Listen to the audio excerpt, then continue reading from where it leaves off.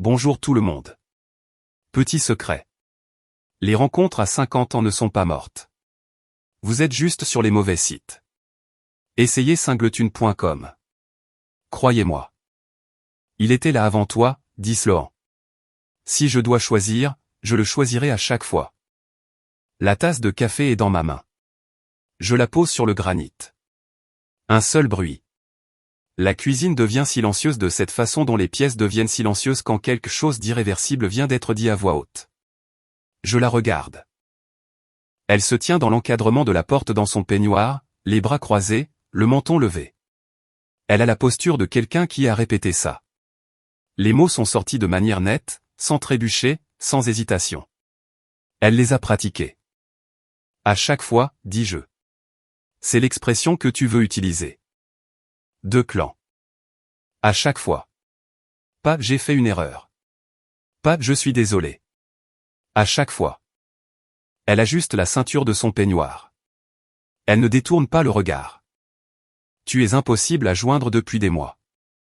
Émotionnellement. Tu le sais. Je sais beaucoup de choses. Ce n'est pas ce que tu crois. D'accord. Elle cligne des yeux. Ce n'est pas la réponse pour laquelle elle s'était préparée. Elle s'attendait à du volume. Elle s'attendait à ce que la porte sorte de ses gonds. Elle vit avec moi depuis 11 ans et elle ne sait toujours pas que je deviens plus silencieux quand je suis en colère. Pas plus bruyant. Plus silencieux. Nous pouvons en parler, dit-elle. Nous venons de le faire. Je marche jusqu'à la chambre. Je tire le sac de sport de l'étagère supérieure du placard. 3 jours de vêtements, une trousse de toilette, un ordinateur portable. Je travaille méthodiquement, de la manière dont je travaille sur un chantier, panneau par panneau, de gauche à droite, sans mouvement inutile. Elle me suit à l'intérieur. Sa voix monte. Tu ne vas même pas poser de questions? Tu vas juste partir? C'est ta réponse à tout, deux clans. Juste disparaître. Juste devenir silencieux. Tu te demandes pourquoi Je ferme la fermeture éclair du sac. Elle est au milieu de sa phrase quand je le fais. Le bruit de la fermeture éclair la coupe plus nettement que n'importe quel mot que j'aurais pu utiliser. Elle balaie ma trousse de toilette de l'étagère de la salle de bain. Elle frappe durement le sol en carrelage, les bouteilles s'éparpillent. Le shampoing tournoie sous le meuble, le rasoir dérape contre la plinthe. Le son est sec, petit, et ne signifie rien. Je ramasse le sac de sport. Je regarde les bouteilles sur le sol. Je la regarde. C'est toi qui jettes des choses, dis-je. Je sors. Elle me suit jusqu'à la porte d'entrée, parlant toujours. J'entends les mots, mais je ne les assimile plus. Je dresse une liste. La liste prend forme depuis mars. Mais en ce moment, debout sur mon propre seuil, elle s'aiguise et prend des contours tranchants. La camionnette est dans l'allée. Je mets le sac de sport à l'arrière. Je monte. Je démarre le moteur. Elle sort sur le perron avant. Peignoir.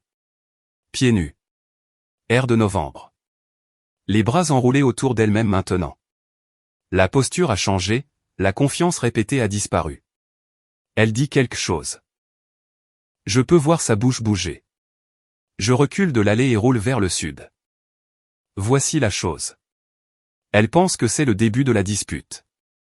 Elle pense que je fais le tour du pâté de maison pour me calmer, que je serai de retour d'ici minuit. Que nous nous assoirons à la table de la cuisine et qu'elle expliquera, que j'écouterai, et que nous trouverons un moyen d'appeler cela autrement que ce que c'est. Elle a tort.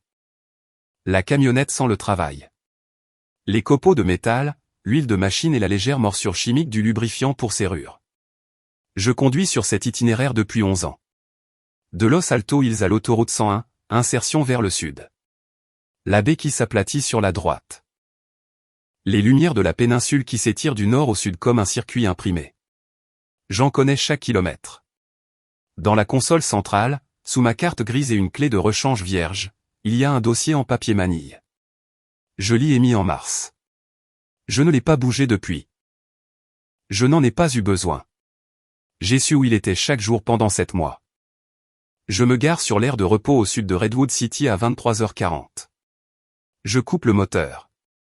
J'ouvre mon ordinateur portable. Le compte commun. Celui que nous avons ouvert en 2018 pour les dépenses du ménage, celui pour lequel Sloan a cessé de vérifier mon activité à peu près au moment où elle a cessé de vérifier la plupart des choses, est toujours lié à mon email. Je me connecte. 3 mois de relevé se charge en 40 secondes. Des frais d'hôtel. Le Marriott de Palo Alto. 11 au cours du seul dernier trimestre. Un reçu de bijouterie d'Union Square, $340 pour quelque chose que je ne l'ai jamais vu porter. Des retraits d'espèces, $340 un vendredi sur 2 en remontant sur 14 mois. Les retraits sont l'indice révélateur. Sloan n'utilise pas d'espèces. Elle utilise des espèces quand elle ne veut pas de traces. Je photographie chaque page, méthodique. Le téléphone appuyé contre le volant, le relevé à plat sur le siège passager, une bonne lumière venant du plafonnier. Mes mains sont stables. Cela me surprend un instant, puis plus du tout. J'appelle Petra. Elle décroche à la première sonnerie. Papa. Sa voix est prudente. Le genre de prudence qui signifie qu'elle attendait cet appel. J'ai besoin que tu ne fasses rien avant qu'on se parle. Je ne fais rien, dis-je. Je conduis. Ce n'est pas un mensonge. Ce n'est pas non plus toute la vérité. Où es-tu? Sur une aire de repos de la 101. Je vais bien. Une pause. Vraiment? Je regarde le dossier dans la console centrale. Puis je regarde les relevés sur le siège passager. Ensuite, j'ouvre le dossier manille et je le pose par-dessus. 41 reçus. Je les ai comptés en mars. Et je les ai comptés 2 fois depuis. 41 reçus d'hôtel, 14 mois. Le compte de points de fidélité. Je l'ai trouvé dans le cache du navigateur sur l'ordinateur de la maison en mars. Le jour où j'ai installé le nouveau logiciel de sécurité et lancé un audit d'historique par habitude. Il est enregistré au nom de Rowan Ashby. Pas une carte d'entreprise. Pas un pseudonyme. Son nom, ses points, son compte. Rowan Ashby, son demi-frère. L'homme qui a porté un toast à notre mariage. L'homme qui m'a appelé mon frère pendant 11 ans et qui le pensait de la manière dont certains hommes pensent les choses, chaleureusement, de façon convaincante. Et pas du tout. Petra, dis-je. Oui. Je t'appellerai demain matin. Papa, je vais bien. Je t'appellerai demain matin. Je raccroche. Je photographie le dernier reçu. Je ferme l'ordinateur portable. J'ai les codes de contournement principaux de chaque système d'alarme du campus de Lattice. Lattice FinTech. Palo Alto. Série C, maintenant série D, verre et acier. 4 étages. Une salle de serveur au 2e étage que j'ai moi-même câblée il y a 18 mois. Rowan Ashby est vice-président principal. Il l'est depuis 3 ans. J'ai installé ces systèmes. Je connais les angles morts des caméras. Je connais l'emplacement des panneaux. Je connais la séquence de contournement qui désactive les capteurs de mouvement sans déclencher l'alerte secondaire. Je ne les ai jamais utilisés. Le mot « encore » reste coincé au fond de ma gorge comme une clé que je n'ai pas encore décidé de tailler. Je démarre la camionnette. Vers le sud sur la 101. La baie est sombre et plate sur ma droite. Je le sais depuis 7 mois. Je n'ai rien dit. J'ai travaillé. Je suis rentré à la maison. Je me suis assis au comptoir en granit, j'ai bu du café et je l'ai regardé vérifier son téléphone sous la table. Le même geste, toujours la main droite, toujours orientée de manière à ce que je ne puisse pas voir. Et je n'ai rien dit. Elle pense que mon silence était de l'ignorance. Elle va découvrir ce que c'était vraiment. L'air de repos disparaît dans le rétroviseur. Le dossier est posé sur le siège passager. 41 reçus. 14 mois. Je sais quel mois on est. Petra vit à Auckland. Au 4e étage d'un immeuble de Temescal qui sent son odeur, le café, le papier d'imprimante et le chaos organisé spécifique de quelqu'un qui travaille trop. Elle m'a ouvert sans poser de questions. C'était 2 jours après que j'ai quitté la maison. Nous sommes assis à la table de sa cuisine maintenant, ses mains enroulées autour d'une grande tasse. Un bloc-notes jaune devant elle avec une écriture que je reconnais comme étant la sienne quand elle est concentrée depuis un moment. Petite, compressée, pas d'espace perdu. Elle fait glisser le bloc-notes vers moi. Des dates, des noms, une chronologie partielle.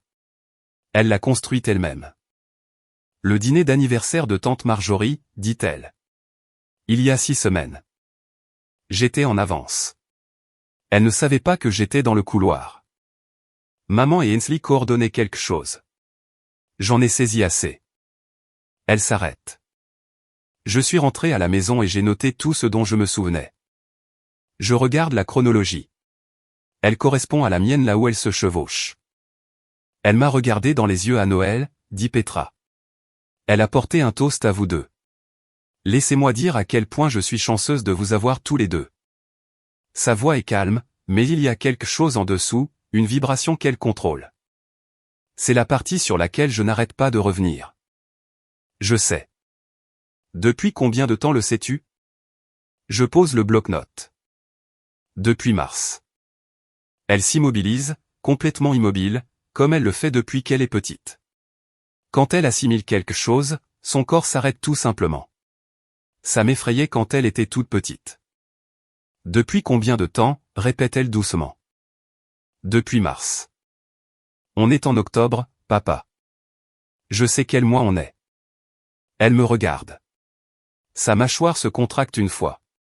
Et puis elle prend sa tasse, boit une gorgée. Et la repose sans rien dire pendant un long moment. Tu es peu sûr de toi, dit-elle finalement. Pas pour moi, récitant la scène. Il était là avant toi. Si je dois choisir, je le choisirai à chaque fois. Elle prononce les mots de manière plate, comme si elle lisait un document. C'est ce qu'elle a dit? Plus ou moins. Elle t'a dit ça, dans la cuisine. Il y a 2 soirs. Petra pose la tasse. Prend son stylo. Écrit un mot sur le bloc-notes jaune et le souligne 2 fois. Je ne regarde pas quel est ce mot. D'accord, dit-elle. Dis-moi ce que tu as. Alors je le fais. Qu'un Ferry a un bureau à San José qui ressemble à un problème de mathématiques que quelqu'un a commencé à résoudre sans jamais le terminer. 2 écrans, tous les 2 allumés. Un tableau blanc couvert de chiffres. Calendrier d'acquisition d'options. Terminologie des clauses. Calcul de dilution. Il est expert comptable judiciaire depuis 30 ans. Et il me doit une faveur depuis 2019, quand j'ai trouvé un panneau trafiqué dans le système de sécurité de son immeuble, que son propriétaire avait installé sans le déclarer. Je l'ai trouvé, documenté, et je l'ai aidé avec la réclamation d'assurance. Il a dit qu'il me revaudrait ça un jour. Je pose les documents publics de Lattice sur son bureau. Le prospectus de la série D, les déclarations de rémunération, le texte de la clause de moralité, que j'ai trouvé dans un dépôt réglementaire et imprimé. Qu'un lit pendant 11 minutes. Je ne l'interromps pas. 60% non acquis, dit-il finalement sans lever les yeux. C'est ce que j'avais calculé. 2,1 millions, à peu près, selon les mouvements du prix d'exercice. Il sort le marqueur pour tableau blanc de sa poche et écrit un nombre. 2 147 000 $. Bloqué derrière une disposition de conduite liée aux clauses de la série D. Il tapote le nombre. Cet homme est à un cycle d'actualité de la faillite. Je regarde le nombre sur le tableau blanc. Qu'est-ce qui déclenche la disposition, je demande. Conduite inappropriée. Turpitude morale, le langage standard. Qu'un me regarde enfin. Il a le visage d'un homme qui a vu beaucoup de naufrages financiers et qui a cessé d'en être surpris. Une conduite extra-conjugale documentée impliquant une relation de subordonnée ou de dépendance serait presque certainement qualifiée de telle. Les investisseurs ont écrit la clause spécifiquement pour protéger l'introduction en bourse. Il fait une pause. Est-elle une subordonnée? Non, c'est sa demi-sœur. Qu'un penche la tête. C'est pire. Je sais. Il écrit un autre chiffre sur le tableau blanc. Puis il me regarde par-dessus ses lunettes. Vous avez des preuves documentées?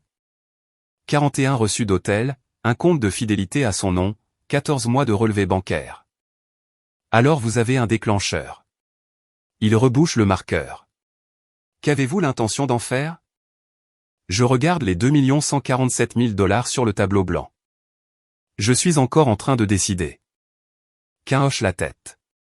Il sait que je ne suis pas encore en train de décider. Il est assez poli pour ne pas le dire. Voici la chose à propos de Fern Calloway. Je l'ai trouvé de la façon dont je trouve la plupart des choses, méthodiquement. Le profil LinkedIn de Rowan montrait un poste précédent dans une entreprise où Fern était listé comme designer UX. Les dates se chevauchaient de 2 ans. J'ai recoupé avec ses réseaux sociaux, effacé maintenant mes archivés, et j'ai trouvé 3 photos où ils apparaissaient ensemble. Les photos ont disparu à une semaine d'intervalle, ce qui est le genre de symétrie qui veut dire quelque chose. Je lui ai envoyé un message sur LinkedIn un mardi. Professionnel, bref. J'ai dit que je faisais des recherches sur les antécédents de conduite de Rowan Ashby et que j'apprécierais une conversation. Elle a répondu en 4 minutes. J'attendais que quelqu'un me le demande.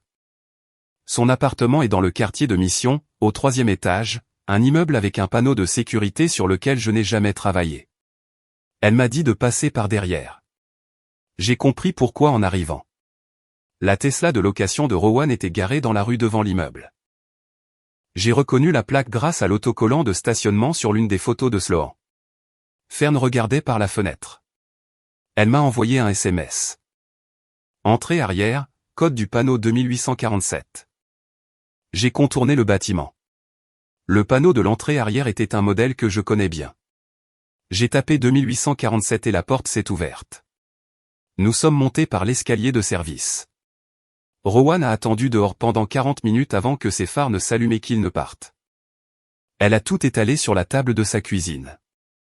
Des captures d'écran, un message vocal enregistré, sa voix, le nom de Fern, la cadence particulière d'un homme qui croit qu'il ne peut pas être tenu responsable. Une ordonnance d'éloignement qu'elle a rédigée et jamais déposée. Il cible les femmes en couple, a-t-elle dit. Elle l'a dit de la même manière qu'elle dirait qu'il préfère la nourriture italienne, factuellement, sans colère, ce qui était plus perturbant que la colère elle-même. Méthodique. Il passe à autre chose quand la découverte devient probable. Il me l'a fait. Il l'a fait à quelqu'un avant moi. Je l'ai trouvé. Nous avons parlé une fois. Et maintenant votre femme. Elle a fait une pause. Il ne s'agit pas de votre femme. Il ne s'en est jamais agi. Elle n'est pas une histoire d'amour. Elle est un schéma. Je suis resté avec ça. Elle est aussi une personne qui a fait des choix, ai-je dit. Oui, a dit Fern. C'est vrai. Elle m'a tendu une clé USB à la porte. Tout est là-dessus. Le message vocal, les captures d'écran, les dates. Elle m'a regardé directement. Il va savoir que quelqu'un a posé des questions. Il le sait toujours. J'ai mis la clé dans ma poche. Dehors, la rue était vide. J'ai marché jusqu'à la camionnette et j'ai réfléchi à ce que Fern avait dit, que Sloan était un schéma, pas une histoire d'amour. Et j'ai réfléchi à savoir si cela changeait quelque chose. Cela changeait la forme de ma colère, pas son existence. De retour au motel à Mountain View, un séjour prolongé, semaine par semaine, le genre d'endroit où personne ne pose de questions et où le café du hall a toujours un goût légèrement brûlé. J'ai tracé le calendrier de Sloan par rapport aux géolocalisations Instagram d'Hensley Pruitt. Cela m'a pris 2 heures. Hensley est une organisatrice d'événements qui documente tout. Chaque lieu, chaque installation, chaque week-end entre filles. 14 mois de publication. 9 de ces week-ends entre filles situées Hensley à Palo Alto. Ses propres géolocalisations. Le Marriott de Palo Alto apparaît dans 2 d'entre elles. Une structure de stationnement en arrière-plan d'une photo, la fontaine de l'hôtel dans une autre. Elle ne pensait pas que quelqu'un regardait.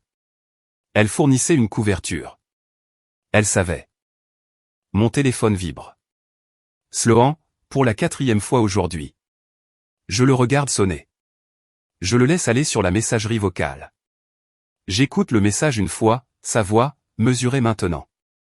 Le ton répété a disparu, il y a quelque chose de plus proche de la peur en dessous.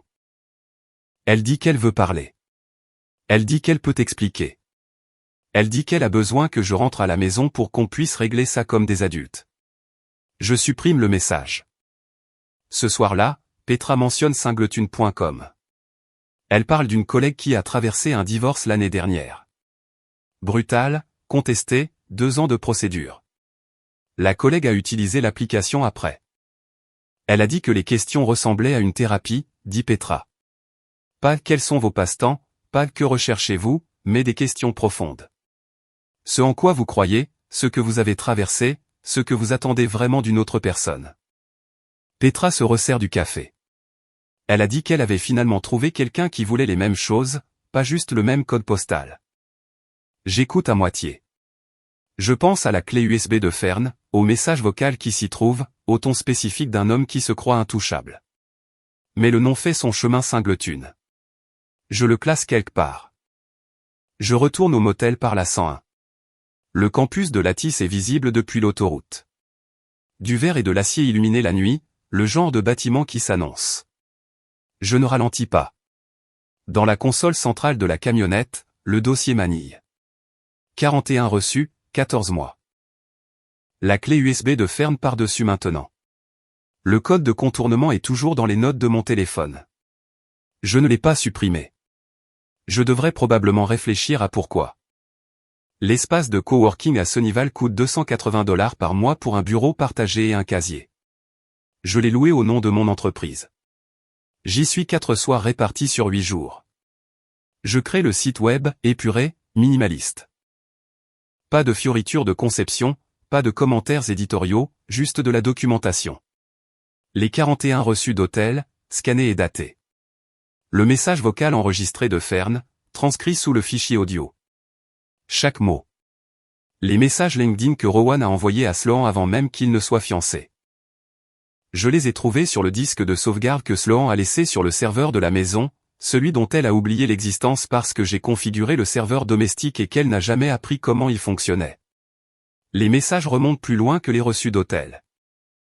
Il a été patient. Il a été méthodique. Il était exactement ce que Fern a dit qu'il était, une chronologie, un schéma, documenté. Je réserve le nom de domaine un mardi soir. Je configure le site sur privé, pas publié, pas indexable, pas en ligne. Une pièce verrouillée. Ensuite, je rédige 3 emails. Le premier est destiné au directeur juridique de Lattice. J'ai trouvé son adresse dans le prospectus de la série D, une divulgation obligatoire. Le deuxième est pour l'investisseur principal de la série D, une société à Menlo Park, dont le responsable de la conformité est listé sur leur site web. Le troisième va au président du comité de conformité RH de Lattice. Son nom figure dans les déclarations des membres du conseil d'administration. Son email suit le format standard de l'entreprise, ce que j'ai confirmé en recoupant avec 2 autres adresses publiques. Objet du message, pour les 3 emails, avant votre introduction en bourse. Corps du message, un paragraphe, l'URL. Une note indiquant que le site contient des informations documentées sur la conduite de la personne, pertinentes pour la clause de moralité des contrats de la série D. Aucune menace, aucune demande, aucune signature au-delà des coordonnées de mon avocat. Que j'ai incluse parce que Petra m'a dit de le faire. Je clique sur envoyer pour les 3 à 21h47. Ensuite, je ferme l'ordinateur portable. Je roule jusqu'à un dîner sur El Camino Real. Je commande des œufs, des toasts au blé complet et du café. Je lis un journal, du vrai papier, de l'encre, le poids physique de la chose. Je ne vérifie pas mon téléphone pendant 2 heures. Les œufs sont corrects. Le café est meilleur qu'au motel. Sloan appelle pendant que je mange. Je regarde le téléphone vibrer contre la table et je pense, abstraitement, que l'huissier qui finira par me trouver aura probablement un tatouage de motivation visible quelque part. Ils en ont toujours un. Au moins l'un de nous sera inspiré. Je mange les œufs. Je lis un article sur un conflit de district des eaux à Fresno. Je bois le café. Quand je quitte le dîner, je vérifie mon téléphone. Sloan a appelé 2 fois. Il y a aussi un SMS de Petra. Papa, appelle-moi quand tu peux. J'appelle Sloan à la place.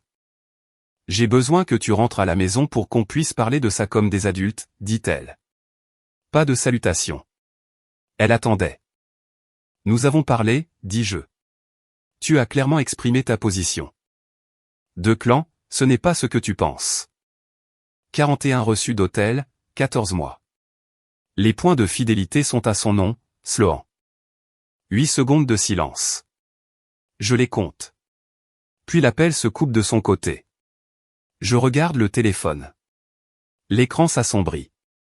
Je le mets dans ma poche et je conduis jusqu'à Menlo Park. Le studio d'organisation d'événements d'Hensley Pruitt est sur l'avenue Santa Cruz, entre un bar à vin et une papeterie. Je me gare dans la rue. Je n'appelle pas avant. Elle est à son bureau quand j'entre, au téléphone, et elle lève les yeux et l'appel se termine très rapidement. Elle a l'air de quelqu'un qui s'attendait à ce qu'on frappe à sa porte tout en espérant que ça n'arriverait jamais. De clan? Elle se lève. Je n'étais pas. Assieds-toi, Ainsley. Je m'assois de l'autre côté de son bureau. J'ouvre mon téléphone sur la carte de ses géolocalisations Instagram. Je l'ai capturé et assemblé en une seule image. 9 enregistrements à Palo Alto marqués en rouge. Je tourne le téléphone vers elle. Je ne suis pas là pour me disputer. Je suis là pour te dire ce que je sais afin que tu comprennes ce qui est déjà documenté. Elle regarde la carte. Sa main va vers sa boucle d'oreille, l'ajuste. L'ajuste à nouveau. Sloan avait besoin de quelqu'un, dit-elle. J'étais une amie. Tu étais une menteuse. Ce sont des rôles différents. Ce n'est pas juste. 9 enregistrements à Palo Alto. 9 vendredis. La structure de stationnement du Marriott est en arrière-plan de celle-ci. Je tapote la photo. Tes propres géolocalisations, Ainsley. Tu l'as documenté toi-même. Sa voix monte. Tu ne peux pas juste entrer ici et... Je n'élève pas la voix. Tu me tends une embuscade dans mon propre bureau. J'ai conduit jusqu'ici. Je me suis assis. Je t'ai montré des documents. Ce n'est pas une embuscade. C'est une conversation. Je protégeais mon amie. Elle parle fort maintenant. Les mots sortent vite et sont légèrement saccadés. Tu ne comprends pas ce qu'elle traversait. Tu n'étais jamais à la maison. Tu étais toujours en train de travailler. Tu n'as jamais. Je travaillais, dis-je. C'est vrai. J'étais aussi à la maison tous les soirs à 19h. J'étais aussi à chaque dîner, chaque anniversaire, chaque Noël. Je fais une pause. Y compris le Noël où elle a porté un toast à notre mariage tout en regardant ma fille dans les yeux. Ainsley s'arrête. Dis-lui que je lui passe le bonjour, dis-je. Je me lève. Je prends mon téléphone. Je marche vers la zone de réception. Elle me suit. Sa voix est montée d'un registre supplémentaire. Elle dit quelque chose sur le fait que je n'ai aucun droit, sur les sentiments de Sloan, sur le fait que je n'ai jamais compris ce dont Sloan avait besoin. Une cliente est assise dans la zone de réception, une femme avec une tablette attendant une consultation et qui est devenue très immobile. Une réceptionniste derrière le bureau à la main près du téléphone. Ainsley jette un dossier de brochures événementielles. Pas sur moi. Devant moi, dans ma direction. Le genre de lancer qui vise à faire du bruit, pas à atteindre une cible. Les papiers s'éparpillent sur le sol du hall dans une lente cascade. Des brochures sur papier glacé se déployant sur le carrelage en éventail. Je les enjambe. Je pousse la porte d'entrée. Je suis dans la camionnette avant qu'elle ne finisse de composer un numéro. Petra appelle ce soir-là. Je suis sur le parking du motel, moteur coupé, écoutant le bruit ambiant du lieu. Une télévision à travers le mur de quelqu'un. Une alarme de voiture à 2 pâtés de maison dont personne ne s'occupe. J'ai trouvé quelque chose, dit-elle.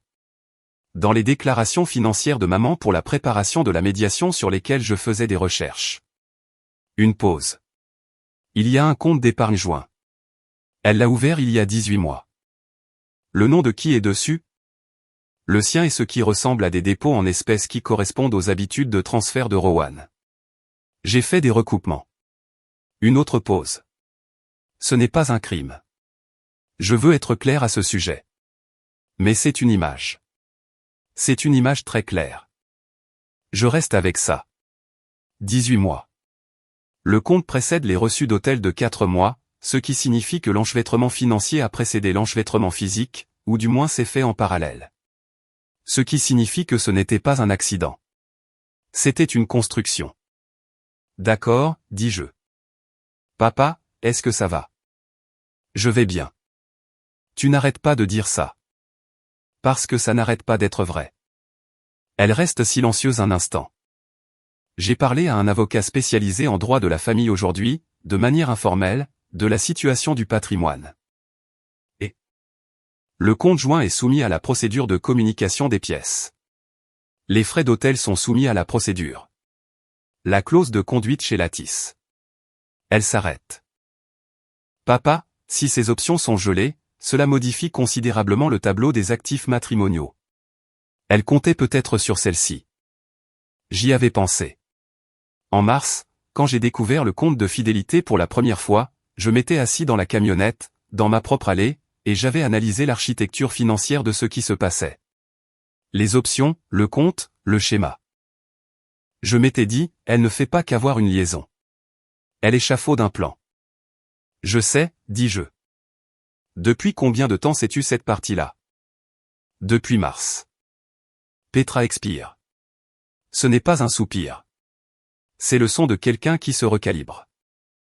Je conduis jusqu'au campus de Lattice à minuit. Je ne sais pas pourquoi. Je me gare dans la rue en face de l'entrée principale et je reste assis, moteur éteint. Le bâtiment est éclairé. Éclairage de sécurité. Un gardien est visible à travers les vitres du hall. Les positions des caméras sont exactement là où je les ai installées. Le panneau de contournement de la structure de stationnement est derrière le troisième pilier du côté est. Les lumières de Sloan sont allumées à la maison. Je le sais parce que je suis passé devant en venant ici. Je n'entre pas. Ni dans l'un, ni dans l'autre. Je retourne au motel. À 1h du matin, je déverrouille mon téléphone et je fais défiler jusqu'à singletune.com. Pas pour m'inscrire, juste pour regarder. La page d'accueil propose un aperçu de l'évaluation des valeurs. 3 exemples de questions visibles avant le mur d'inscription. La 3e question, à quoi avez-vous survécu qui a changé ce dont vous avez besoin de la part d'une autre personne? Je la lis 2 fois. Je ferme l'onglet. Je reste avec la question plus longtemps que je ne le voudrais. Dehors, l'alarme de voiture s'est enfin arrêtée. Le motel est calme. Le dossier est sur la table de chevet.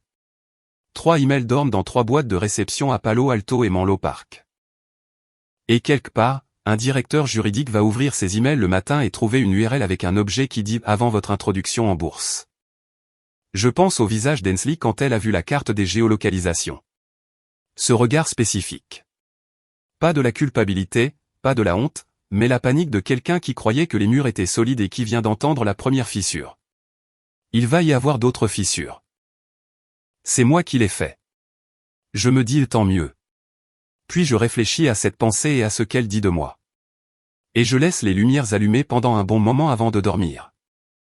Le directeur juridique de Lattice appelle mon avocat un jeudi matin. 71 heures après l'email.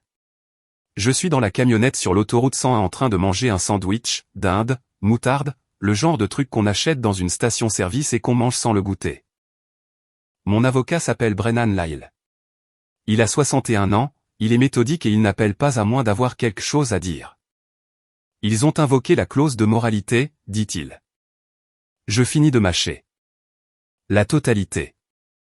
2,1 millions gelés. Rowan Ashby est en mise à pied administrative avec effet ce matin.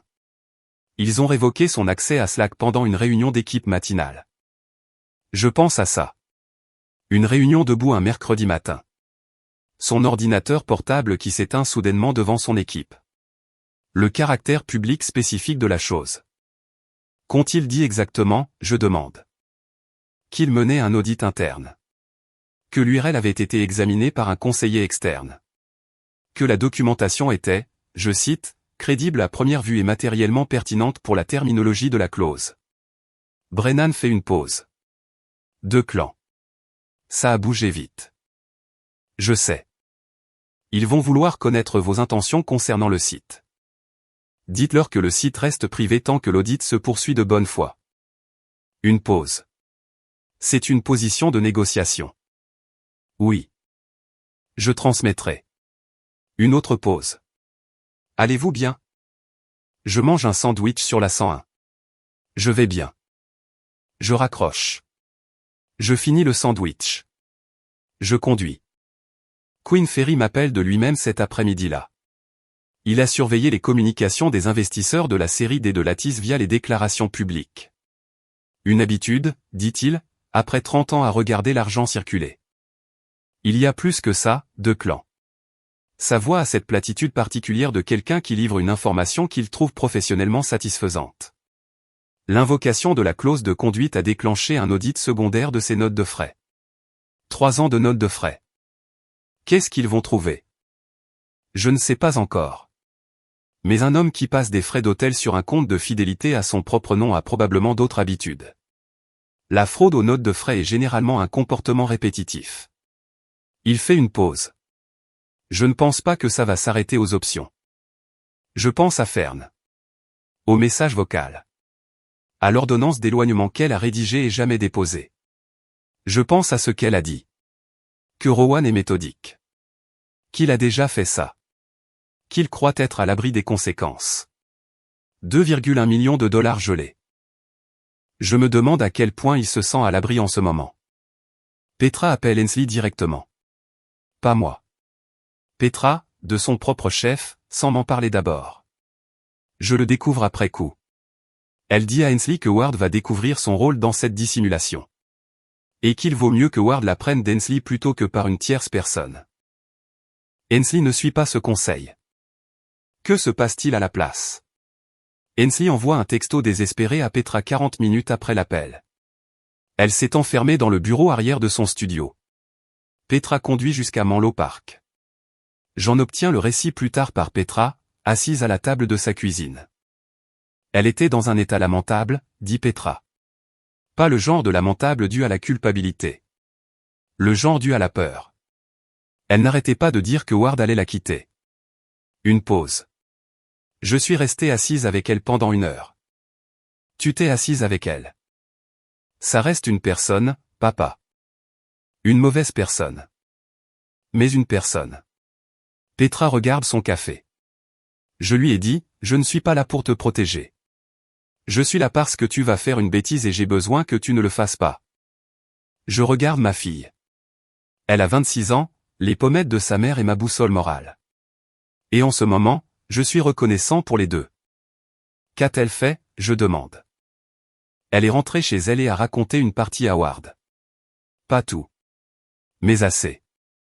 Ward Pruitt découvre le reste, non pas d'Hensley, non pas de moi, mais de Petra, qui décide, avec la précision particulière d'une avocate en droit des contrats qui comprend ce que signifient les documents, que la complice de Sloan n'a pas le droit de s'en tirer à bon compte.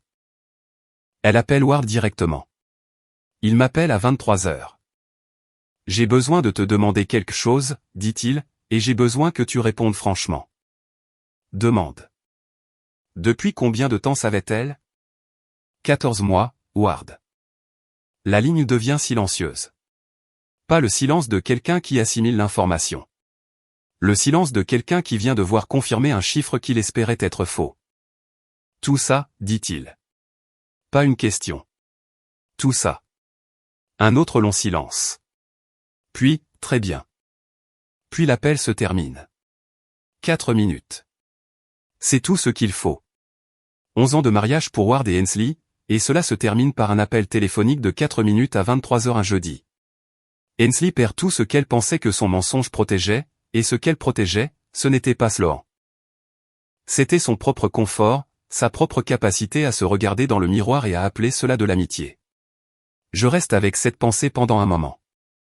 La conférence professionnelle sur la sécurité à San José est un engagement que j'ai pris en janvier, avant mars, avant le dossier, avant les 41 reçus. J'ai failli l'annuler. J'y vais parce que rester assis dans une chambre de motel n'est pas un projet de vie, et parce que le conférencier principal présente un sujet sur les vulnérabilités de la sécurité physique dans les campus technologiques à haute densité. Et que j'ai un intérêt professionnel qui n'a rien à voir avec tout cela. Le parking de la conférence est au niveau B2. Je gare la camionnette sur une place du côté est. J'essaie d'attraper mon badge quand la Tesla accroche le panneau avant de ma carrosserie. Ce n'est pas un accident. Il recule trop vite et trop large, et quand je sors, il est déjà hors de la voiture. Et quand il me voit, il s'arrête. Rowan Ashby. 44 ans, les tempes argentées maintenant. Le genre d'homme qui a toujours compris que son visage était un atout et qui l'a entretenu en conséquence. Il porte un tour de cou de la conférence qu'il n'a pas encore validé à l'accueil. Il est venu ici pour me chercher. Quelqu'un lui a dit que je serais là. Je me demande qui. Le béton est froid, humide d'huile. Le parking bourdonne du son ambiant d'un bâtiment qui est presque vide à cette heure-ci. Tu veux qu'on parle de ça comme des hommes, dit-il. Je ne pense pas que tu sois qualifié. Sa mâchoire se crispe. Tu n'as aucune idée de ce que tu as fait. L'audit, le gel. Tu crois que ça va tenir? Mes avocats vont. Tu avais le droit à un appel, dis-je. Tu l'as passé à ma femme. Elle est venue me voir. Sa voix monte, résonnant dans le béton. Elle est venue me voir, de clan. Tu voulais faire comme si je t'avais fait quelque chose, mais tu n'étais jamais là. Tu étais dans une camionnette à installer des serrures pendant qu'elle. Pendant qu'elle quoi? Il s'arrête. Il parle fort, et moi non, et le contraste lui apparaît maintenant. Un participant à la conférence avec un tour de cou se tient près des ascenseurs, très immobile, et regarde. Je peux faire disparaître ton entreprise, dit Rowan. Un appel aux bonnes personnes. Tu avais le droit à un appel. Tu l'as déjà utilisé. Je le regarde. Je le regarde de la façon dont je regarde un panneau de sécurité que je suis sur le point d'ouvrir, avec une attention totale et sans émotion. Tu es en mise à pied administrative. Tes options sont gelées. Tes notes de frais sont sous enquête. Je fais une pause. Comment ça se passe pour toi? Il fait un pas vers moi. Je ne recule pas. Il lit mon immobilité. Il a toujours été assez intelligent pour évaluer une situation. Il remonte dans la Tesla et part. Le participant à la conférence près des ascenseurs me regarde. Je le regarde en retour. Il appuie sur le bouton de l'ascenseur. Ce soir-là, le bar de l'hôtel. Lumière tamisée. Le calme particulier d'un espace qui est plein sans être bruyant. Je suis assis à l'extrémité, avec un bourbon que je ne bois pas, regardant la glace fondre. Une femme à l'autre bout du bar lit un dossier juridique, pas sur une tablette, du vrai papier, annoté en 2 couleurs, une tasse de café maintenant le coin. Elle lève les yeux. Vous avez le visage de quelqu'un qui vient de gagner quelque chose, dit-elle, et qui n'est pas sûr que ça en valait la peine. Je la regarde. C'est si évident? Je travaille dans la sécurité physique. Lire les visages, c'est mon métier. Elle s'appelle Yael Adler. Elle le prononce comme les gens prononcent les choses lorsqu'ils les ont dites dans un nouveau pays depuis assez longtemps pour que la prononciation se soit fixée. Israélienne, me dit-elle, bien qu'elle soit dans la région de la baie depuis 3 ans. Son propre cabinet de conseil.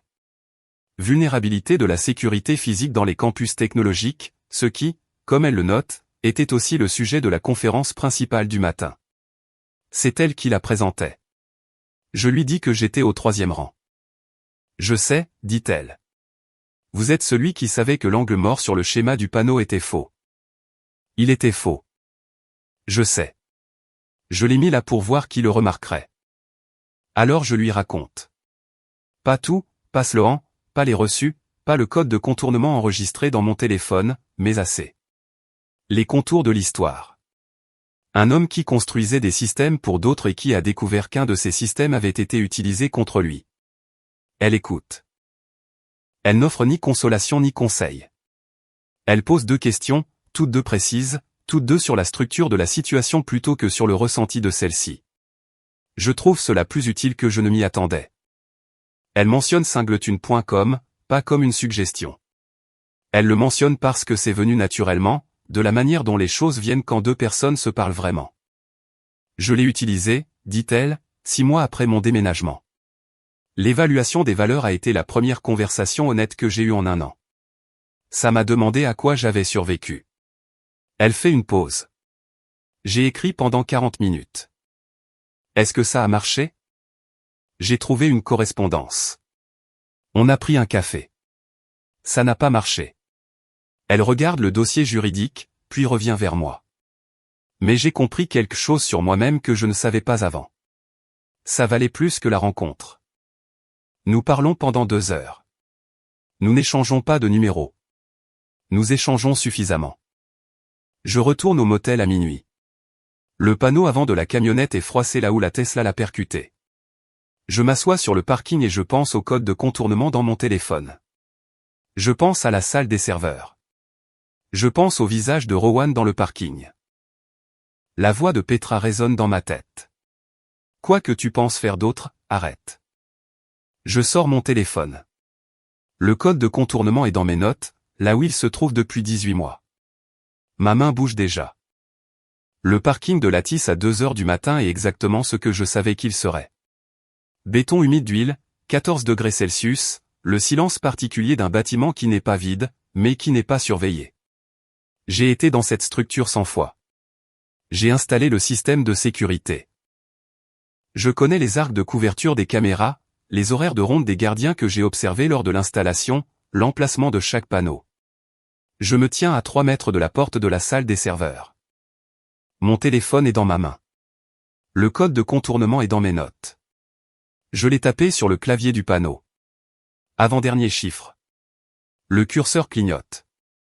Encore un chiffre, et les capteurs de mouvement s'éteignent. Ensuite, la porte.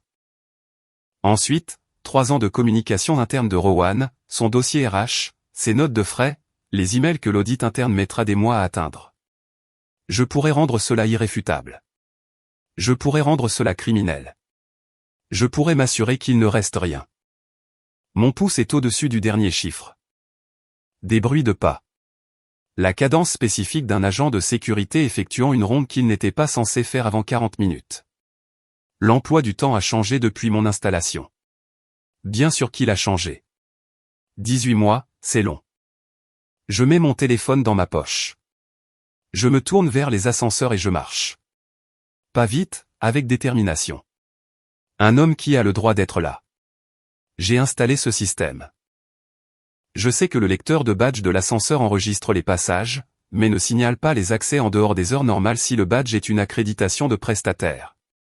Mon badge de prestataire de l'installation est toujours dans mon portefeuille. Je n'ai jamais fait le tri dans mon portefeuille. Le gardien tourne au coin, lampe de poche, équipement standard. Il la braque vers moi. Bonsoir, dis-je. Bonsoir. Il regarde mon badge, regarde mon visage. Vous travaillez tard? Suivi du calibrage des panneaux, 2e étage. Je fais un geste vers les escaliers. Je vais prendre les escaliers. Je connais le chemin. Il hoche la tête. Il passe son chemin. Je prends les escaliers. Je sors par le quai de chargement. Je marche jusqu'à mon camion garé dans la rue, je monte et je reste assis dans le noir. C'est la version de moi dont je ne reviens pas. C'est ce que j'ai pensé en me tenant devant la porte. Non pas c'est mal. J'ai un rapport plus complexe avec la notion de mal que ça, et je le sais. Mais cette version spécifique, celle qui utilise son propre code de contournement pour prendre ce qu'elle veut parce qu'elle le peut, parce que le système qu'elle a construit le lui permet, de cette version-là je ne reviens pas. Je le sais de la même façon que je connais les tolérances d'une serrure, à l'instinct, par expérience, en comprenant exactement quel type de pression fait céder le mécanisme. Je démarre le camion. Je roule vers Auckland. Il est 3 heures du matin quand je frappe à la porte de Petra. Elle ouvre sans surprise. Elle est en sweat et en chaussettes, elle regarde mon visage et s'écarte pour me laisser entrer. J'ai failli faire quelque chose, dis-je. Je sais. Comment le sais-tu? Parce que tu es ici au lieu d'être là-bas. Elle met la bouilloire à chauffer. Je m'assois à la table de sa cuisine. Le bloc-notes jaune est toujours là depuis notre première conversation, son écriture compacte remplit 103 pages maintenant. Raconte-moi. Elle écoute, alors je raconte. Le parking, le panneau, le gardien, le dernier chiffre que je n'ai pas tapé. Elle écoute sans m'interrompre. Quand j'ai fini, elle reste silencieuse un instant. Puis, tu t'es arrêté. Je me suis arrêté. Alors arrête-toi. Je regarde ma fille. Elle ne me demande pas d'épargner Sloan. Elle me demande de m'épargner moi-même. Elle comprend la différence entre les deux choses, ce qui est plus que ce que je ne comprenais à 26 ans. Il y a autre chose, dit-elle. Elle s'assoit en face de moi. À propos de maman. Elle me parle de Noël, pas du toast. Je connais l'histoire du toast. Autre chose. L'année avant le début de la liaison, Sloan a dit à Petra qu'elle se sentait invisible dans le mariage, que Declan travaillait tout le temps, toujours dans sa camionnette, toujours ailleurs. Qu'elle ne savait plus comment le joindre. Elle t'a dit ça, dis-je. Oui. Elle ne me l'a pas dit à moi. Non. Petra enroule ses 2 mains autour de sa tasse. Je ne dis pas que ça excuse quoi que ce soit. Je dis qu'elle avait une version de l'histoire à laquelle elle croyait, et qu'elle a construit le reste par-dessus. Une pause. Je dis aussi que je ne lui parle plus dans un avenir prévisible. Pas à cause de la liaison, à cause de Noël, à cause du contact visuel. Sa voix est calme. Elle ne tremble pas. Elle m'a regardé dans les yeux et m'a laissé porter un toast à vous deux. C'est la partie que je n'arrive pas à surmonter. La liaison, c'est entre toi et elle. Le toast de Noël, c'était à moi. Elle m'a menti en face et m'a laissé être sincère. C'est la chose la plus dévastatrice que quiconque m'ait dite de tous ces 7 mois. Pas l'ultimatum de Sloan. Pas les 41 reçus. Pas le visage de Rowan dans le parking. Le verdict de Petra sur sa mère, rendu tranquillement. Dans une cuisine d'Auckland à 3 heures du matin. Je pose ma main sur la table. Elle pose la sienne par-dessus. Nous restons assis ainsi pendant un moment. La publication spécialisée dans les fintech publie l'histoire un vendredi matin. Je suis toujours dans la cuisine de Petra, à regarder le soleil se lever sur Auckland, quand ça tombe. Quelqu'un chez Lattice a divulgué l'information. Quelqu'un finit toujours par le faire. Surtout quand une mise à pied administrative se produit pendant une réunion d'équipe devant des témoins. Rowan Ashby, vice-président principal, placé en congé administratif dans l'attente d'un examen de conduite. Les investisseurs de la série D ont invoqué une clause du contrat. 2,1 millions de dollars de stock options non acquises gelées. L'article est prudent avec les termes. Examen de conduite, clause de contrat, documentation interne. Mais l'architecture est claire pour quiconque sait lire entre les lignes. L'article ne me nomme pas. Il n'en a pas besoin. Sloan appelle quand la nouvelle tombe. Je suis debout à la fenêtre de la cuisine de Petra, café à la main, regardant la lumière changer sur les toits. C'est toi qui as fait ça? De Clan, c'est toi. Tu as fait ton choix dans la cuisine, dis-je. J'ai fait le mien. Je raccroche. Petra me regarde depuis la table. Elle va engager un avocat, dit Petra. Je sais. Es-tu prêt pour ça? Je pense au dossier, au reçu, au compte d'épargne joint. À l'architecture financière de ce que Sloan était en train de construire. Je pense aux chiffres de Queen sur le tableau blanc. 2 147 000 $ gelés. Et à ce que cela fait à un plan qui comptait sur ses actifs. Oui, dis-je. Je reprends la route vers Mountain View au petit matin. La baie est plate et grise sur ma droite, la lumière encore faible. Je passe devant le campus de Lattice. Je ne ralentis pas. À l'aire de repos de la 101, la même où j'ai ouvert le dossier en octobre, il y a 7 mois, la nuit où j'ai quitté la maison, je me range sur le côté. Je reste assis un instant. Puis j'ouvre mon téléphone, je vais dans mes notes et je trouve le code de contournement. Je le supprime. Puis je reste assis un peu plus longtemps. L'air de repos est calme. Un camion arrive et se gare tout au fond. Une famille dans un monospace. La vie normale qui suit son cours par un mardi matin. J'ouvre singletune.com sur mon téléphone. Pas pour regarder, cette fois-ci. J'appuie sur recommencer l'évaluation. La première question se charge. À quoi avez-vous survécu qui a changé ce dont vous avez besoin de la part d'une autre personne? J'écris pendant 22 minutes. Je ne prévois pas ce que je vais dire. Je réponds simplement à la question comme je le ferais si quelqu'un en qui j'ai confiance me la posait directement. Ce à quoi j'ai survécu, ce que ça a changé, ce dont j'ai réellement besoin maintenant par opposition à ce que je pensais avoir besoin, et par opposition à ce dont je me suis contenté. J'enregistre le brouillon. Je n'en vois rien. Je reprends la 101 en direction du sud. La camionnette sent le café, le vieux papier et 7 mois de travail méticuleux. Je pense à la porte de la salle des serveurs. Je pense au code de contournement, désormais supprimé, et à la version de moi-même qui a tourné le dos à cette porte. Je ne suis pas fier d'être passé si près. Je n'ai pas honte de m'être arrêté. Ce sont deux choses différentes et pour la première fois depuis longtemps, je comprends la différence. Je mets le levier de vitesse sur drive. Vers le sud sur la 101. La baie est une feuille grise et plate sur ma droite et j'ai un endroit où aller. Petra décroche à la deuxième sonnerie. Où es-tu? Je conduis. Tu conduis vers où? Vers le sud. Une pause, puis, bien. C'est toute la conversation.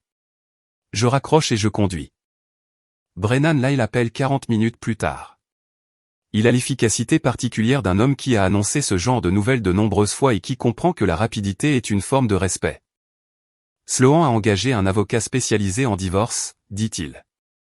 La procédure sera sans égard à la faute, selon la loi californienne. 11 ans de mariage, pas d'enfants mineurs, simple procédure. C'est très bien, dis-je. Une pause. Deux clans, je suis sérieux. C'est très bien. Et je le pense vraiment. Je le pense de la manière dont on pense quelque chose après l'avoir porté pendant 7 mois. Pas avec soulagement, exactement. Plutôt avec le calme particulier d'une porte qui se ferme enfin d'elle-même. Je suis resté debout dans les courants d'air pendant longtemps. La porte qui se ferme n'est pas une perte. C'est juste la fin du courant d'air. Je pense à la cuisine. Au comptoir en granit. À la tasse de café que j'ai posée avec un seul bruit. Je pense à l'effet de ce bruit. Chirurgical. Final. Le doux clic mécanique d'une décision qui est prise. Elle se tenait sur le pas de la porte dans son peignoir et a rendu son verdict. Et j'ai posé la tasse, et le mariage s'est terminé dans cet unique son. Bien qu'aucun de nous deux ne l'ait nommé ainsi à l'époque. Moi, je l'ai nommé il y a 7 mois, en mars. J'ai juste attendu qu'elle me rattrape. La session de suivi de la conférence sur la sécurité est un atelier d'une demi-journée. Vulnérabilité de la sécurité physique dans les campus technologiques à haute densité, applications pratiques. Je m'y suis inscrit en janvier. Je suis sur le parking du centre de convention de San José quand je regarde mon téléphone et que je vois que Yael Adler est indiquée comme modératrice. J'entre. Je trouve le 3e rang. Je m'assois. Elle entre à 9h05. Des dossiers juridiques sous un bras. Un café dans l'autre main. Elle parle à quelqu'un du comité d'organisation tout en marchant. Elle ne regarde pas encore la salle. Puis elle regarde la salle. Elle me voit. Elle ne ralentit pas. Elle termine la phrase qu'elle avait commencée, pose ses affaires sur la table à l'avant, et commence. Elle présente pendant 90 minutes. Elle est précise, elle est rapide et elle ne gaspille pas ses mots, ce qui est la chose que j'avais remarqué chez elle au bar, et que je remarque à nouveau maintenant. Elle a une façon de transmettre des informations techniques qui donne l'impression que c'est quelque chose que vous saviez déjà mais que vous n'aviez pas encore organisé. Elle est douée dans son travail. C'est visible. Pendant la pause, elle se verse du café à la table de côté et vient se tenir près de moi sans en faire toute une histoire. Vous êtes venu, dit-elle. J'étais déjà inscrit. Je sais. J'ai vérifié la liste. Elle boit une gorgée de son café. Comment va la camionnette? Le panneau avant est froissé. Vous avez géré ça? Il est parti. Elle hoche la tête. Elle regarde la salle, pas moi. C'est ainsi qu'elle parle quand elle prête vraiment attention. Le regard ailleurs. La concentration totale. Le code de contournement, dit-elle. Vous l'avez utilisé. Je la regarde. Comment avez-vous? Vous m'avez dit que vous aviez installé le système. Vous m'avez dit ce qu'il a fait. Je sais comment les gens comme vous réfléchissent. Une pause. Vous l'avez utilisé. Non. Elle hoche de nouveau la tête. Bien. Alors pourquoi pas?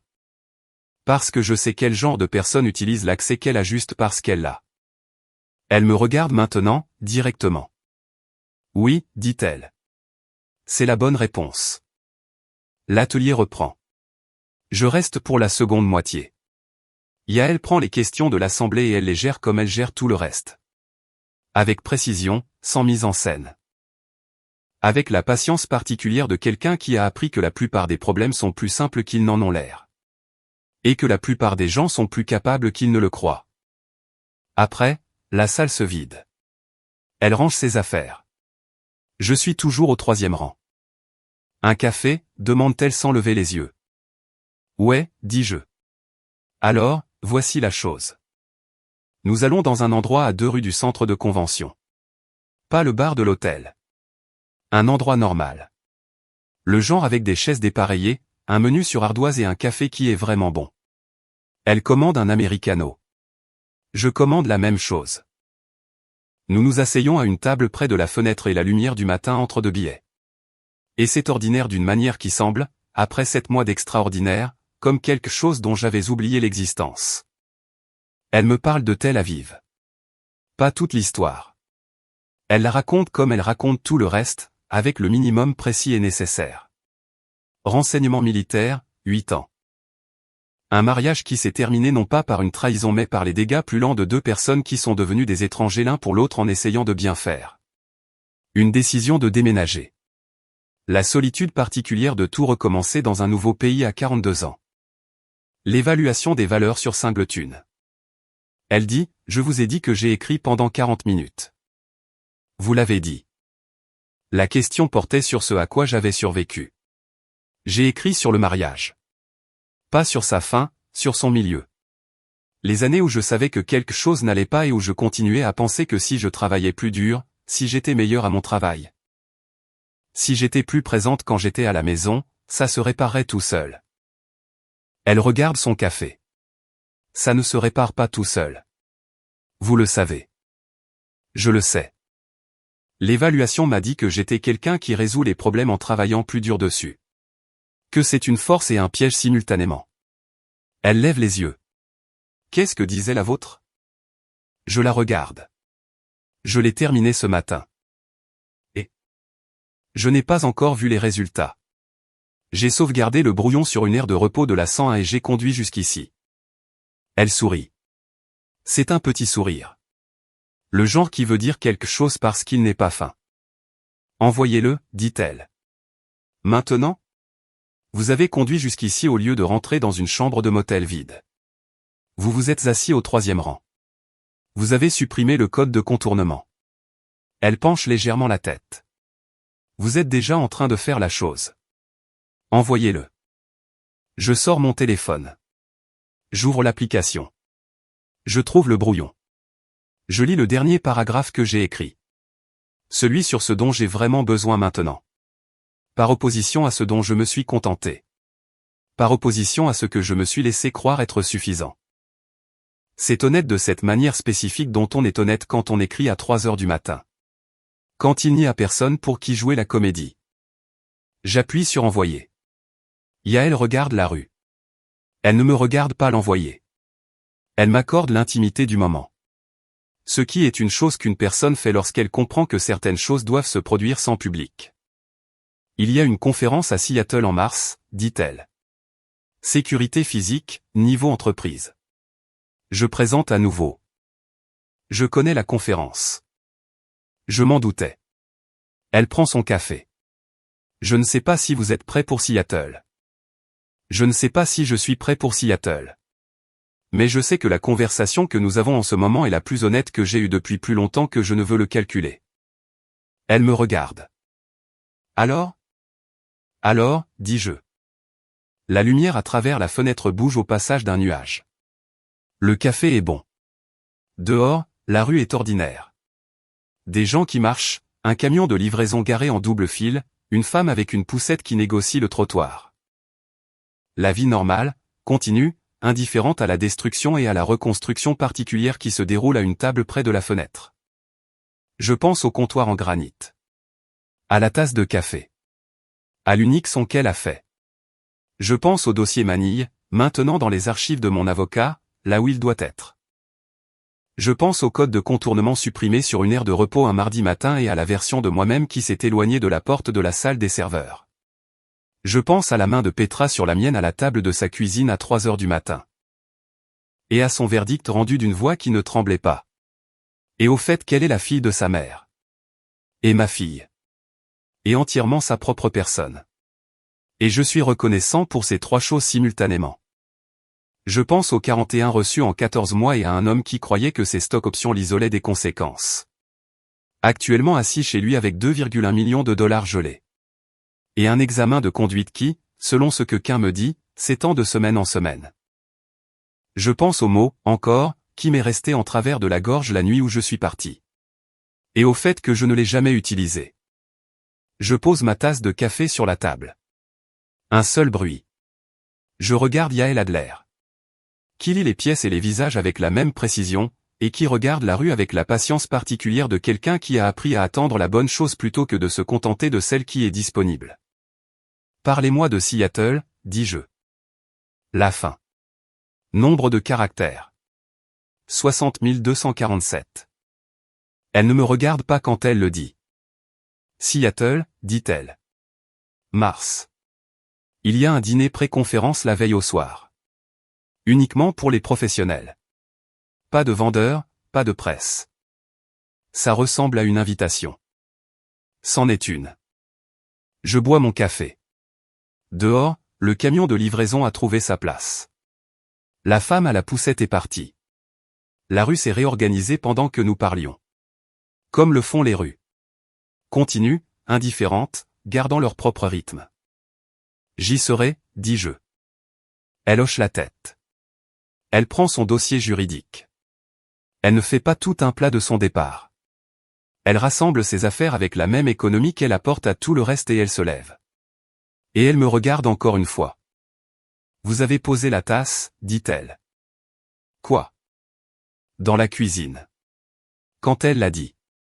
Vous avez posé la tasse et vous êtes devenu silencieux. Elle penche la tête. C'est ce que vous êtes. Pas le code de contournement, pas les reçus.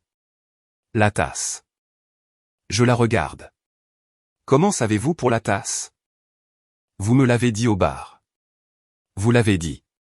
J'ai posé ma tasse de café sur le granit. Un seul bruit.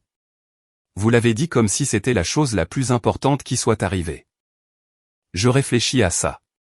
Elle a raison, c'était le cas. Elle part. Je reste assis un peu plus longtemps. Mon americano est fini. J'enroule mes deux mains autour de la tasse vide et je pense à la question de l'évaluation des valeurs. Ce à quoi j'ai survécu, ce que ça a changé, ce dont j'ai réellement besoin. Et je pense aux 22 minutes que j'ai passées à y répondre sur une aire de repos un mardi matin. Et je pense au fait que je l'ai envoyé il y a une heure et que je n'ai pas vérifié s'il y avait une réponse, et que je ne vais pas vérifier s'il y a une réponse aujourd'hui. Certaines choses doivent décanter avant qu'on ne les regarde. Je laisse un pourboire qui est trop gros. Je sors dans le matin ordinaire. Brennan Lyle l'appelle un mercredi. 3 semaines après la conférence. L'examen des notes de frais est terminé, dit-il.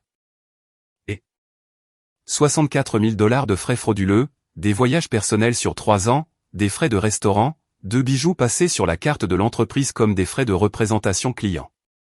Une pause. Ils ont transmis le dossier au bureau du procureur du comté de Santa Clara. Je suis dans la camionnette. Je suis garé devant un bâtiment commercial à Redwood City où je dois remplacer 3 panneaux et recalibrer un ensemble de claviers. Le travail me prendra 4 heures. Je fais ce métier depuis 22 ans et je suis bon dans ce que je fais. Et je le ferai bien aujourd'hui. De la même façon que tous les autres jours. Transmis, dis-je. Les options sont confisquées. Pas seulement gelées. Confisquées. L'invocation de la clause de conduite et le signalement de fraude ont déclenché une confiscation automatique selon les termes du contrat. Brennan fait une nouvelle pause. Il laisse le chiffre atterrir. 2,1 millions.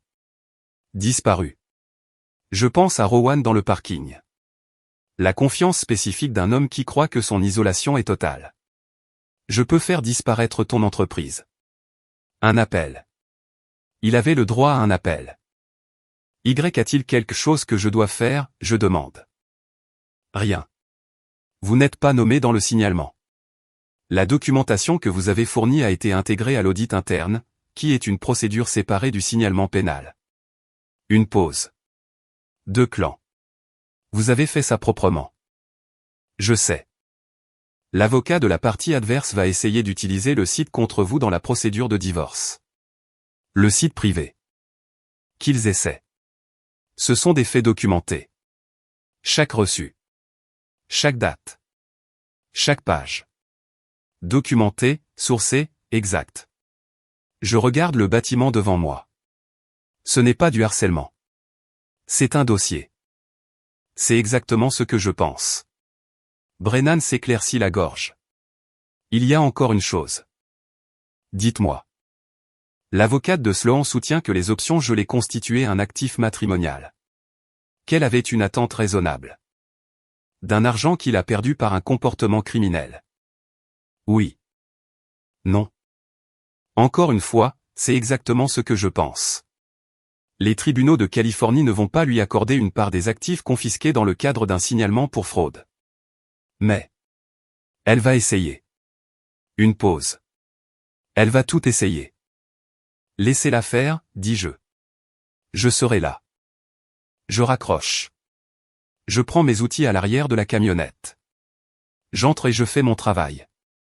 La médiation pour le divorce a lieu dans une salle de conférence à Palo Alto. Terrain neutre. Suggestion de Brennan.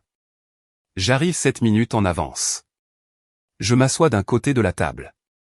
Mon avocat s'assoit à côté de moi. En face de nous, l'avocate de Sloan, une femme nommée Hargrove. Qui a l'efficacité spécifique de quelqu'un qui facture par tranche de 6 minutes. Sloan entre en dernier. Je ne l'ai pas vue en personne depuis la nuit où je suis parti. 11 semaines. Elle est toujours pareille. Même posture, même calme. Ce menton levé que je prenais pour de la confiance. Je le lis différemment maintenant. Je le lis comme la posture de quelqu'un qui a décidé que sauver les apparences est le seul coup qu'il lui reste. Elle s'assoit. Elle ne me regarde pas. Son avocate parle la première. Le compte d'épargne joint. La contribution conjugale à mon entreprise pendant le mariage. L'argument de la charge émotionnelle. Langage standard, position standard. J'écoute. Brennan répond. Cela dure 40 minutes. Puis Sloan me regarde. J'ai besoin que tu comprennes, dit-elle. Pas à Hargrove. À moi. Je n'avais pas planifié ça. Je la regarde. Il y a 18 mois, tu as ouvert un compte d'épargne joint. Les contributions correspondent aux habitudes de transfert de Rowan. Je fais une pause. C'est un plan, Sloan. Sa mâchoire se crispe. Ce n'était pas ça. D'accord. Elle déteste ce mot dans ma bouche. Elle l'a toujours détesté. Elle sait ce qu'il signifie quand je l'utilise. Tu veux faire comme si tu avais été pris de court, dit-elle. Mais tu savais. Tu savais depuis des mois et tu n'as rien dit. Tu as juste collectionné des choses. Tu as monté un dossier. Tu as traité notre mariage comme un chantier. Tu l'as traité comme une stratégie de sortie. Hargrove pose une main sur le bras de Sloan. Le geste d'une avocate qui regarde sa cliente dire des choses qui ne l'aideront pas. Sloan regarde la table. Quand elle lève les yeux, sa voix est plus basse. Je te l'ai dit. Je t'ai dit que je me sentais invisible. Je l'ai dit à Petra. Je l'ai dit à Hensley. Personne n'a écouté. Tu l'as dit à Petra, dis-je. Tu ne me l'as pas dit à moi. Parce que tu n'étais pas là pour que je te le dise. J'étais à la maison tous les soirs à 19h. Être à la maison et être là, ce n'est pas la même chose. Je reste avec ça. Ce n'est pas entièrement faux. Je sais que ce n'est pas entièrement faux. Je le sais depuis que Petra me l'a dit à 3h du matin à Auckland. Un homme qui résout les problèmes en travaillant plus dur dessus. Une force et un piège simultanément. Tu as raison, dis-je. Elle cligne des yeux. Tu as raison, j'étais ailleurs une partie du temps. Tu as raison, j'ai manqué des choses. Je garde ma voix calme. Tu as tort de penser que ça justifiait 14 mois dans une chambre d'hôtel de Palo Alto avec ton demi-frère. Je fais une pause. Tu as tort de penser que ça justifiait un compte d'épargne joint. Tu as tort de penser que ça justifiait de laisser ma fille porter un toast à notre mariage pendant que tu lui mentais effrontément. Je fais une nouvelle pause. Ce sont deux conversations différentes, Sloan. Il y en a une que je suis prêt à avoir. L'autre est déjà documentée. Silence. Hargrove parle. Brennan parle. La médiation reprend. Sloan ne me regarde plus une seule fois. L'accord de séparation prend 6 semaines à finaliser. La maison est mise en vente. Notre capital est partagé selon la loi californienne. Mon entreprise est à moi. Elle était à moi avant le mariage, et j'ai gardé les documents pour le prouver. Le compte d'épargne joint est divulgué et pris en compte. Les actifs matrimoniaux, une fois les options confisquées retirées de la part estimée de Sloan, sont inférieurs à ce qu'elle prévoyait. Quinn m'envoie un SMS le jour où le signalement pénal devient public. Il dit, comportement répétitif, ça l'a toujours été. Tu as juste eu la patience de le documenter. Je réponds, je te dois une fière bretelle. Il répond, paie-moi à déjeuner. Quelque part où ils font de bons œufs. Ward Pruitt appelle une fois. C'est bref. Ainsley et moi, nous nous séparons, dit-il. Je voulais que tu l'entendes de moi. Je suis désolé, Ward. Ne le sois pas, une pause. Ce n'est pas une mauvaise personne. Elle a juste fait un mauvais choix et a continué à le faire. Une autre pause. Je crois que je savais que quelque chose n'allait pas. Je n'ai juste pas regardé. Je connais le sentiment. Ouais. Un long silence. Tu t'en sors? J'y arrive, doucement. Bien. Il s'éclaircit la gorge. Bien. C'est tout. Il raccroche. Je reste avec cet appel un moment. Ward Pruitt, 51 ans, ingénieur civil, un homme tranquille avec une fureur encore plus tranquille, et maintenant un chagrin silencieux. Il ne méritait rien de tout cela. Moi non plus. C'est la partie qui prend le plus de temps à métaboliser. Pas la colère, pas la trahison, mais la simple injustice de la chose. Le fait que ce soit arrivé à des gens qui ne l'avaient pas mérité. Vous pouvez tout documenter.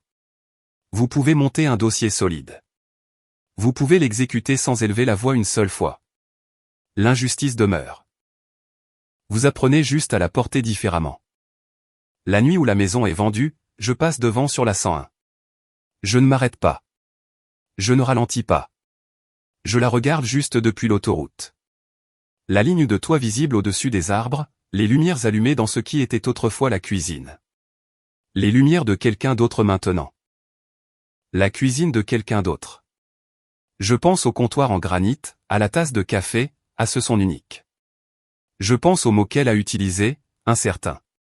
C'était son analyse de moi, debout dans l'encadrement de la porte, dans son peignoir. Elle avait répété son discours, et c'était le mot qu'elle avait choisi. Tu es peu sûr de toi. Il était là avant toi. Si je dois choisir, je le choisirai à chaque fois. J'ai pensé à cette phrase tous les jours pendant 7 mois. Pas avec colère. La colère a fini de brûler il y a longtemps. Avec quelque chose de plus proche de la curiosité. Elle y croyait quand elle l'a dit. Elle croyait à l'histoire qu'elle avait construite. Que j'étais l'absence, quel était le besoin, que Rowan était la réponse. Elle y croyait si complètement qu'elle l'a dit à voix haute dans la cuisine à 23 heures sans sourciller. Elle avait tort sur ce que signifiait mon silence. Elle avait tort sur ce que signifiait mon immobilité. Elle s'est trompée sur le genre d'homme avec qui elle a été mariée pendant 11 ans. J'ai dit à ma fiancée qu'elle devenait trop proche de son meilleur ami. Elle a dit, tu es peu sûr de toi. Il était là avant toi. Si je dois choisir, je le choisirai à chaque fois. Alors, j'ai pris ma décision. C'est ça la phrase. C'est toute la phrase. J'ai pris ma décision dans cette cuisine au moment où elle a fini de parler. J'ai posé la tasse. Je suis devenu silencieux. J'ai pris ma décision. Tout le reste n'a été que de l'exécution. La ligne de toit disparaît derrière les arbres. Je roule vers le sud. Petra m'appelle un dimanche matin. Je suis à l'espace de coworking à Sunnyvale. Un autre bureau, un autre projet, un nouveau client à Santa Clara qui a besoin d'un audit de sécurité complet pour son campus.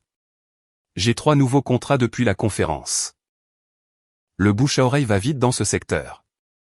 Quelqu'un à l'atelier a mentionné mon nom à quelqu'un d'autre. La camionnette est bookée jusqu'en février. Comment vas-tu, demande-t-elle.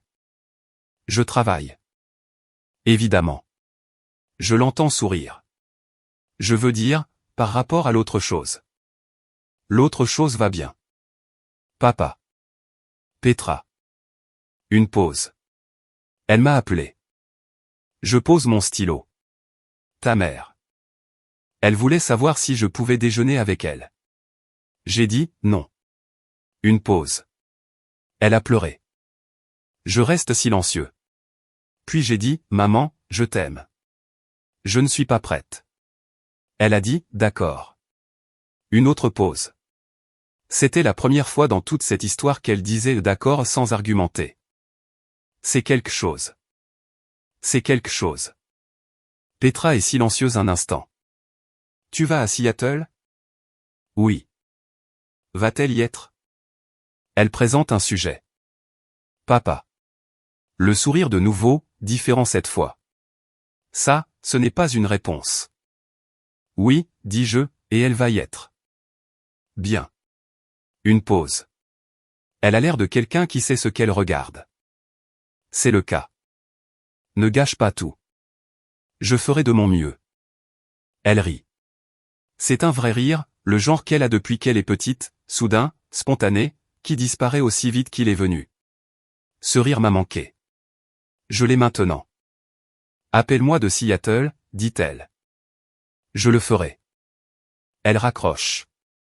Je reprends mon stylo. L'audit de Santa Clara est étalé sur le bureau. Plan d'étage, schéma de placement des caméras, spécification des panneaux d'accès. Un travail propre. Un travail spécifique. Le genre de problème qui a une bonne réponse si on est assez patient pour la trouver. Je suis assez patient pour la trouver. Je l'ai toujours été. Mars, Seattle. Le dîner pré-conférence a lieu dans une salle privée au-dessus d'un restaurant de la 2e avenue. 12 personnes, des professionnels comme annoncé, pas de vendeurs, pas de presse, pas de mise en scène. Le genre d'endroit où les gens parlent du vrai travail. Yael est à l'autre bout de la table quand j'arrive. Elle est en pleine conversation avec 2 personnes que je ne reconnais pas, et elle fait ce qu'elle fait toujours. Les yeux dans le vague, attention totale, économie de geste. Elle me remarque quand j'entre. Elle ne s'arrête pas. Je m'assois.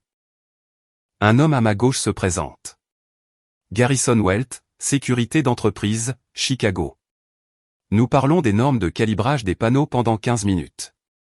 Il connaît son travail. Je connais le mien. C'est une bonne conversation. Le dîner arrive. La table s'ouvre. Yael est 3 sièges plus loin. Elle mange et elle parle, et elle est exactement celle qu'elle était dans le bar de San José. Précise, sans précipitation, présente. À un moment donné, la table se divise en plus petites conversations. Elle déplace sa chaise. Elle s'assoit en face de moi. Vous avez envoyé l'évaluation, dit-elle. Je l'ai fait. Qu'est-ce que ça disait? Je pense aux résultats, au langage qu'ils ont utilisé. Une personne qui fait preuve d'une patience exceptionnelle dans les situations à enjeux élevés, mais qui peut reléguer ses besoins personnels au profit d'un contrôle structurel. Peut confondre préparation et distance émotionnelle. Profil de correspondance recommandé. Quelqu'un qui valorise la précision, qui a sa propre histoire de reconstruction et qui ne requiert pas de performance émotionnelle. Ça disait que je suis meilleur pour attendre que je ne le suis pour demander, dis-je. Elle hoche la tête. La mienne disait que je suis meilleur pour lire les autres que pour être lu. Une pause.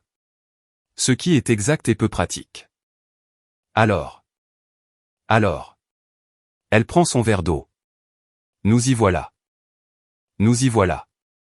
Derrière la fenêtre, Seattle fait ce que Seattle fait en mars. Un ciel bas, ce gris particulier qui n'est pas menaçant, juste installé. Le genre de temps qui ne vous demande rien. La table est bruyante autour de nous, et nous sommes calmes à l'intérieur. Ce qui est une chose que j'apprends à reconnaître comme étant son propre type de signal. Je veux vous demander quelque chose, dit-elle. Demandez. La tasse dans la cuisine. Vous l'avez posée et vous êtes devenu silencieux. Elle me regarde directement. Était-ce le moment où vous avez décidé, ou aviez-vous déjà décidé? Je pense à ça, il y a 7 mois. La cuisine, le granit, la tasse de café. J'ai décidé en mars, dis-je, quand j'ai trouvé le dossier. Je fais une pause. Dans la cuisine. Ce fut le moment où j'ai arrêté d'attendre une raison de ne pas le faire. Elle assimile ça. Elle le retourne dans tous les sens comme elle retourne tout, soigneusement, sans se précipiter. C'est honnête, dit-elle. J'y travaille. Elle pose son verre d'eau. Elle regarde la table un instant, puis revient vers moi.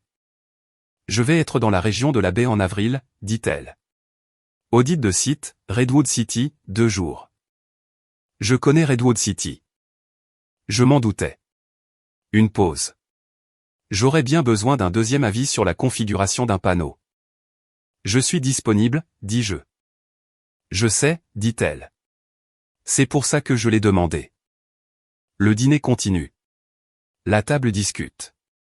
Je mange de la bonne nourriture dans une pièce pleine de gens qui connaissent leur métier.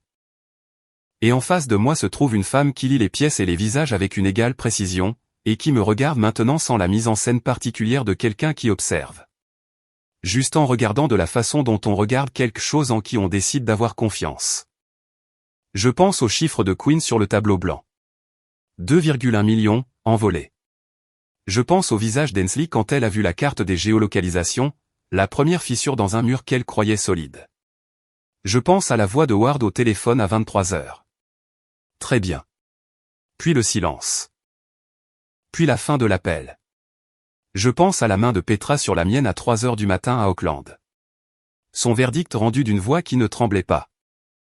Je pense à une aire de repos de la 101 à 1 heure du matin en octobre, un dossier manie sur le siège passager, 41 reçu sous la lumière du plafonnier, ma main stable d'une façon qui m'a surpris, puis qui ne m'a plus surpris. Je pense au code de contournement. Supprimé. Disparu. Je pense à la tasse. Un seul bruit. Je prends mon verre d'eau, et je regarde Yael Adler, qui a ses propres ruines et ses propres choses reconstruites, et qui m'a posé la bonne question et a attendu la réponse honnête. Avril. À avril, dis-je. Avril, dit-elle. Dehors, Seattle s'installe dans sa grisaille. La table est chaleureuse et bruyante, et je suis quelque part à l'intérieur, calme, présent. Je ne joue aucun rôle. C'est suffisant. C'est, il s'avère, exactement suffisant.